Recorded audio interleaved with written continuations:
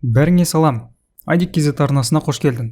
Бұл видеода топ 1 немесе топ кило жайында емес, көпті мазалап жүрген сұрақтарға жауап. Яғни Tencent Gaming Buddy'дің официалды эмуляторын қалай орнату керек, қандай настройкада ойнаған дұрыс, менің ойындағы настройкам және тағы да басқа сұрақтарға жауап беретін боламын. Тағы да ерекше миы жетпейтін эмуляторшик телефондарға қарсы дейтіндерге айта кетейін. Официальный эмулятор, яғни PUBG Mobile'ды осы эмулятормен ойнасаң, қарсыластарың да сен секілді компьютермен, яғни эмулятормен ойнайды. Эмулятормен, телефонмен. Енді түсінбесең, сенен ақымақ адам жоқ шығар бәлкім. Алдымен официальный эмуляторды жүктеу үшін Tencent Gaming Buddy сайтына кіреміз. Сілтемесі видеоның астында. Download батырмасын басып, 7-8 мегабайттық лаунчерді жүктейміз. Егерде жүктеген сәтте антивирусын бұл лаунчерде вирус бар, жүктеме деп ұрсатын болса, өздерінің еріктерің, жүктемесеңдер де болады. Launcher Virus Total сайтында тексерістен өткен, ешқандай вирус жоқ. Сондықтан қаласаңдар қолданыңдар, қаламасаңдар өшіріп тастаңдар. PUBG Mobile'дың официальный эмуляторын компьютерді қосу үшін мына характеристиканы қараймыз. Ең маңыздысы, озу кем дегенде 3 гигабайт болу қажет. 1 гигабайт немесе 2, жоқ, кем дегенде 3 гигабайт болды. Launcherді жүктедік, орнаттық, ойынды жүктейміз.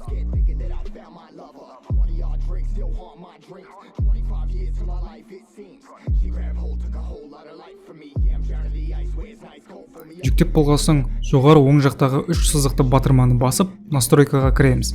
Егер тілді ауыстыру керек болса, мына жерден керекті тілге ауыстырамыз. Қытай тілінде тұрып қалса, ағылшыншаға ауыстырамыз деген секілді.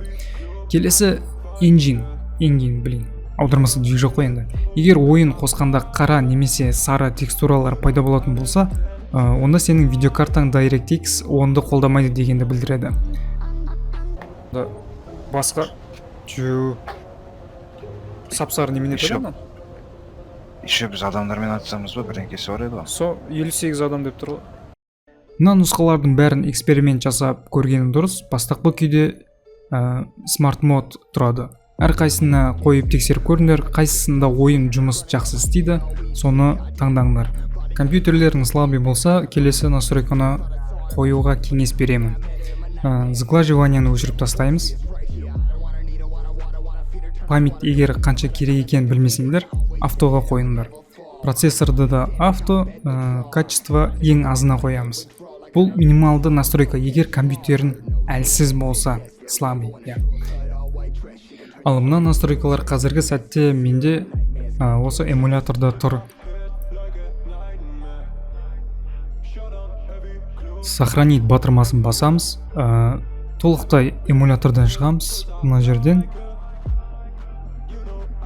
Сосын эмуляторды қайта қосамыз. Ал енді біз ойындамыз, кірген бетте осындай хабарлама шығады. Сен эмулятормен ойнап отырсың, сені эмулятормен ойнайтындар группасына қосамыз. Жарайды, бұл мәселені шешіп алдық деген ойдамын. Менің настройкам. Ешқандай комментарий бермеймін, өздерін позаға қойып қарап алсаңдар болады.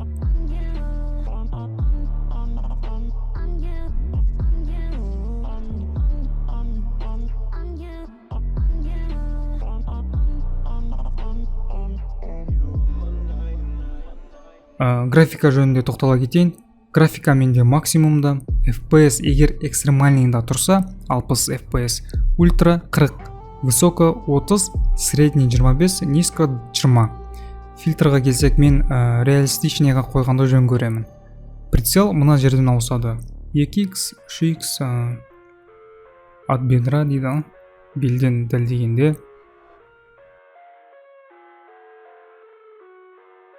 Оңға солға қисайып дәлдеу үшін бастапқы основнойға кіреміз. Алдымен мынаны қосамыз. Наклониться и прицелывание.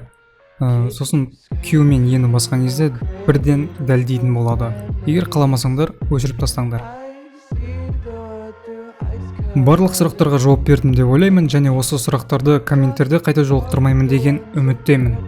Түсінбеген жерлерім болса, комментке жазыңдар, қолдан келгенше жауап беруге тырысамын. Видеодан кішкене болсын пайдалы ақпарат алған болсаң, лайк бас, арнаға тіркел, комментарий жаз. Сендермен болған Адик, топ каткілерде кездескенше.